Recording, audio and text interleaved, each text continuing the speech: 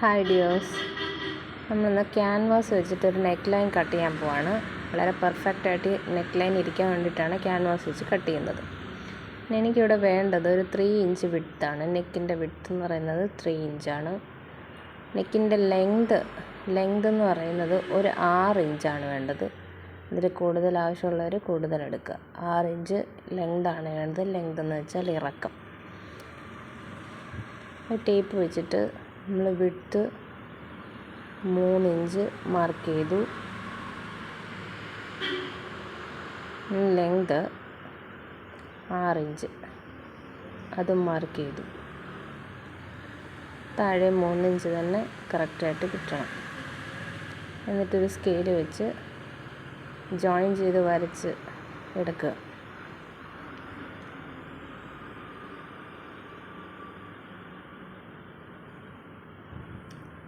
എന്നിട്ട് നോക്കുക, 3 inch width, താഴെ മുകളിൽ 3 ഇഞ്ച് വിഡ്ത്ത്, 6 ഇഞ്ച് ലെങ്ത്. ഇനി ഇവിടെ വേണ്ടതൊരു റൗണ്ട് നെക്കാണ്. ആ റൗണ്ട് അവിടെ ഒരു റൗണ്ട് വരച്ചു കൊടുക്കുക. നെക്ക് ഏത് ഷേപ്പാണെന്ന് വെച്ചാൽ അവിടെ വരയ്ക്കുക.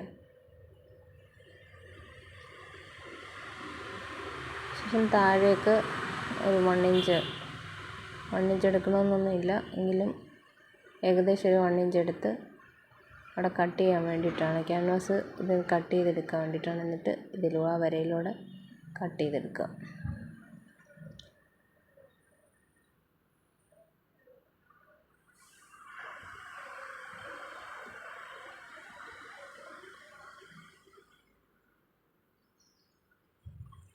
ക്യാൻവാസ് കട്ടി കുറഞ്ഞതും കട്ടി ഉള്ളതും ഒക്കെ മാർക്കറ്റിൽ അവൈലബിൾ ആണ്.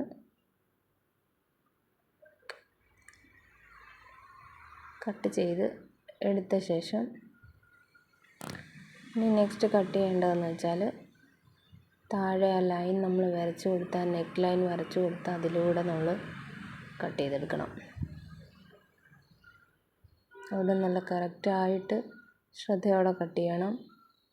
അവിടെയാണ് നെക്ക് ലൈൻ വരുന്നത്. സ്റ്റിച്ച് ചെയ്യുന്നത് അവിടെയാണ്.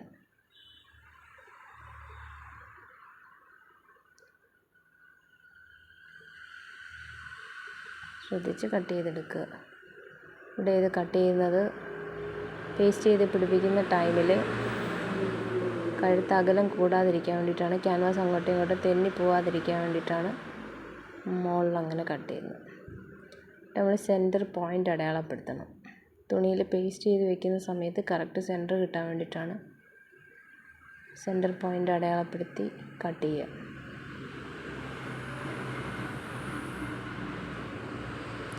നമ്മൾ തുണിയിലേക്ക് പേസ്റ്റ് ചെയ്ത് പിടിപ്പിക്കും. ഈ തിളക്കമുള്ള ഭാഗമാണ് തുണിയിലേക്ക് പതിച്ച് വെച്ചിട്ട് പുറത്തൂടെ അയൺ ബോക്സ് വെച്ചിട്ട് തേച്ച് പിടിപ്പിച്ചെടുക്കും. ഇങ്ങനെയാണ് നമ്മൾ ക്യാൻവാസ് കട്ട് ചെയ്യുന്നത്.